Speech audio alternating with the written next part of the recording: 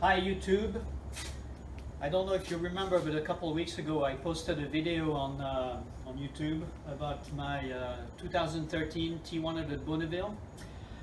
There was a starting problem, and what I'm going to do first, before going any further, I'm going to play back some of the symptoms, the noise that the bike was making, creating this problem. Since then, investigate it further, and I'll go over that after that I play that video back.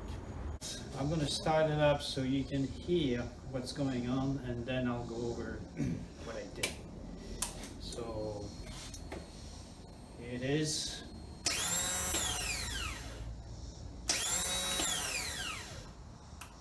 I hope you were able to hear this. Looks like the starter motor is spinning, but it's not cranking the engine. So I had deducted that the last time the problem was, somewhere between the starter motor and the spark clutch. So I removed the clutch cover. That was a pretty simple thing to do, no problem there. And I discovered that this gear here that connects the starter motor to the spark clutch was actually crooked. I took it out, but I tried to put it back just to show, for the purpose of this video, the rod or the shaft was still there like this. And then it was essentially not engaging, so it explains why this noise. The starter was able to spin freely without driving the gear, so that's why the noise that was observed makes sense. And the gear was jammed essentially up against the crankcase right there. So I went over to the other side of this shaft and to the clutch cover that I removed, and the mating bore, I observed that it was completely broken. You can see here some of the pieces. I haven't touched them yet. I just left them there, and you can see that it was completely broken. So at this point, the needle on my anxiety meter pegged to 11, because if it's broken there, and if this shaft is at an angle like this, it's very likely that the other side is not going to be a pretty sight.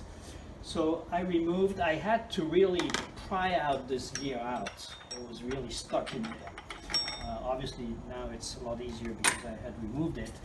And if you look, if we can make a close-up right there, you can see the other side of the that shaft guide, if you will. So that's a bore that is machined into this aluminum casting, which is the lower portion of the crankcase. So this is obviously a major catastrophe. One of two things that have happened here. The number one, and I believe that's a good probability, it's a quality problem in the casting. I don't know which side, but if you look at this side here, I can see some blackened portion where the pieces broke. So like a slag inclusion and some porosity or something like that. So which would, cause this. It could be on either side. If one fails, obviously it's going to cascade over to the other. So it could be the problem could have been only on one side. The second thing is just maybe purely a design problem, where this guide, the design of this guide is too light. There's not enough aluminum around this, where this bore is machined, to guide this shaft there. And with the actual forces, it ended up by breaking.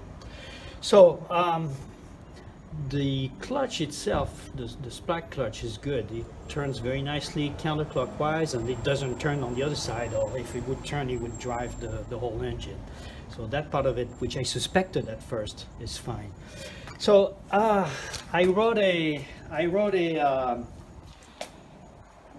an email to Triumph America. I have to say they responded very quickly by opening up a case, and they want me to bring the bike to the dealership, and they're going to take it from there. I'm going to fight this, really want this repair to be covered by Triumph, because I really don't think something like that should ever happen. It's really something that I was not expecting. Like I said earlier, it's pretty catastrophic. So anyway, I'll keep you posted. I will post another video when this whole thing is resolved one way or the other, and I'll tell you all about it. Thank you.